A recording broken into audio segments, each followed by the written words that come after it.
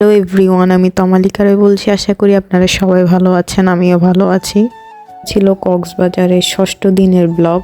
আমরা সেই দিন ঘুম থেকে উঠেই রেডি হয়ে প্রথমে নাস্তা করে নিয়েছিলাম, তারপর চলে যাচ্ছিলাম কাঁকড়া বিচের দিকে।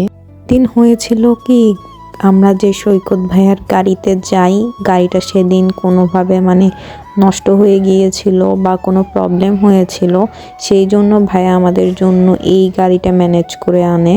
তো এটাও কিন্তু খারাপ ছিল না, অন্যরকম একটা এক্সপিরিয়েন্স ছিল। এটাও হচ্ছে অটোরিকশা। এই যে আমরা কিন্তু বলতে বলতে কাঁকড়া বিচে চলেও এসেছি। কত কত মানুষ ছিল দেখেন। আর এইখানে এত প্রচণ্ড রোদ ছিল যে আমি তাকাতেই পারছিলাম না, সেজন্য তাকাতে গিয়ে আমি আবার চোখটা নামাই ফেলছিলাম। এরপর আবার সানগ্লাস পরে নিয়েছিলাম, তো সানগ্লাস পরলে কিন্তু তাকাতে অতটা অসুবিধা হয় না। তো এইখানে হচ্ছে যে আমরা সবাই ভিতরের দিকে ঢুকে যাচ্ছিলাম। এইখানে হচ্ছে আনাস আমাকে একটু ভয় দেখাচ্ছিল, লাফিয়ে লাফিয়ে ভেবেছিল আমি ভয় পাবো। ও সবসময় এমনই করে, মনে করে যে আমি ভয় পাবো, কিন্তু আমি কি এতই ছোট যে সব কিছুতেই ভয় পাবো।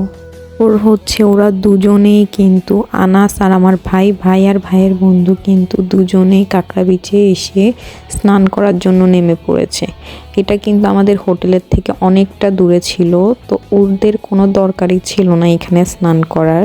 তবু ওরা পানি দেখে আর থাকতে পারে নাই, স্নান করতে নেমে পড়েছে। বলে কাঁকড়া বিচের পানিগুলা কিন্তু অনেক বেশি সুন্দর ছিল, তাই ওরা থাকতে পারে নাই, স্নান করতে নেমে পড়েছে।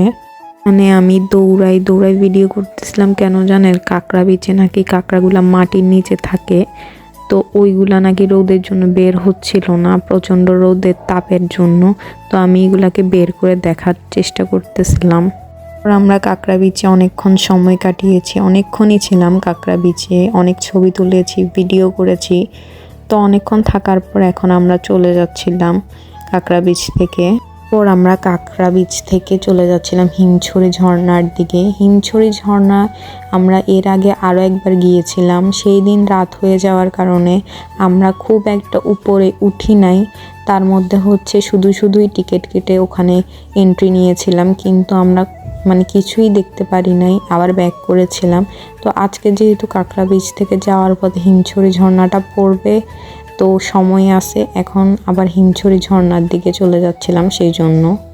পরে এই যে বলতে বলতে হিমছড়ি ঝর্ণায়ও চলে আসলাম। এটা ছিল গেট, তো প্রচুর মানুষ ছিল হিমছড়ি ঝর্ণার দিকেও। ছড়ি ঝর্ণায় টিকিট ফি ছিল 40 টাকা করে। তো ওখানে ঢুকতেই কিন্তু অনেকগুলো দোকান ছিল, আচারের, চাদরের, বিভিন্ন কসমেটিক্সের দোকান ছিল। এই যে এটাই ছিল মেইন ঝর্ণা, হিমছড়ি ঝর্ণা বলা হয়। তো ঝর্ণা কিন্তু ছোটোখাটো ছিল, তার মধ্যে হচ্ছে ওইখানে এত ভিড় ছিল ছবি তোলার জন্য, মানুষ একজনের পর একজন দাঁড়াই ছিল।